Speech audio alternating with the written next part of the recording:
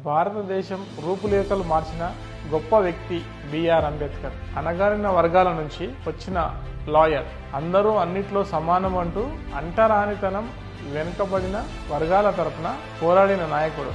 అందరికీ తాగునీరు కోసం సత్యాగ్రహం చేసిన వ్యక్తి.